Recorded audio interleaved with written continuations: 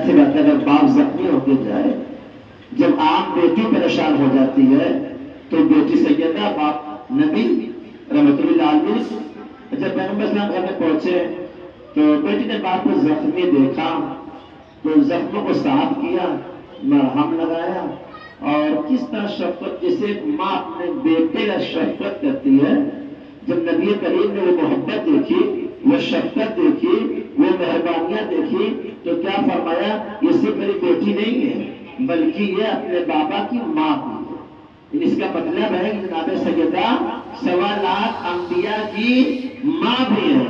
نبی نے کیا بولا، یہ اپنے باپ کی ماں ہے، یعنی نبیوں کی ماں ہے۔ جسے ام القرا، مکے کیا کہتا ہے، ام القرا کہا جاتا ہے۔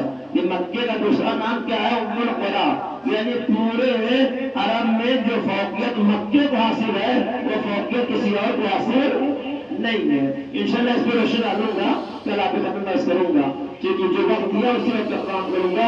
جو آپ کہیں گے آپ کہتے کچھ اور کرتے کچھ ہے تو وہ نہیں ہوگا، جو کہوں گا وہی کروں گا، بشرط ہے کہ آپ ٹائم پر آ جائیں گے، ہم آپ کو ٹائم پر چھوڑ دیں گے۔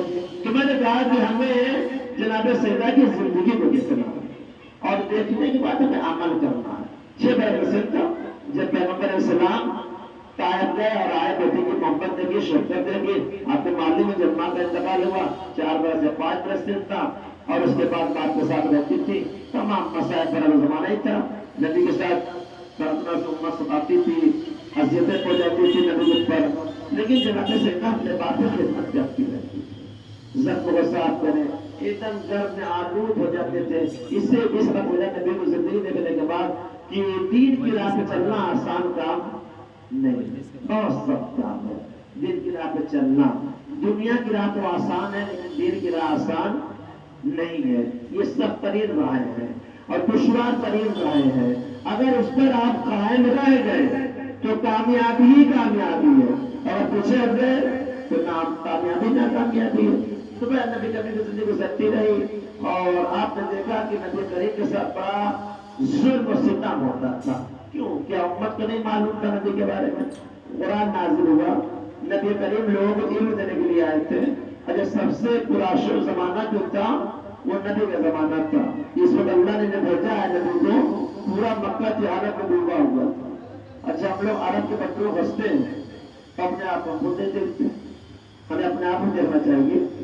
اگر عرب کے بچوں کو ہم دیکھیں کہ عرب کے بچے دوسرے کے بدلے میں بیٹھنا پسند، آج ہمارے بھی ویسے مغرور لوگ ہو گئے ہیں جو دوسروں کے بدلے میں بیٹھنا پسند نہیں کرتے، وہ سمجھتے ہیں غریب ہے ہمیں غربت بن جائے گی، لیکن اسلام اس کا نام نہیں ہے۔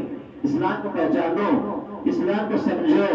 اگر صحیح نقشہ اسلام کا آپ کھینچیں گے تو کائنات میں صرف ایک خیمہ نظر آئے گا، وہ خیمہ ہے محمد کی شریعت۔ لیکن اگر اسلام کو ہٹا دے تو دنیا کے فرقے آپ کو نظر آئے گے۔ یہ اپنے فرقے بنے ہوئے ہیں، یہ فرقے سب کے اپنے اپنے فرقے ہیں۔ یہ محمد کے لایا ہوا دین نہیں ہے، یہ محمد کی لائی ہوئی شریعت نہیں ہے، یہ خود کی بنائی ہوئی شریعت ہے۔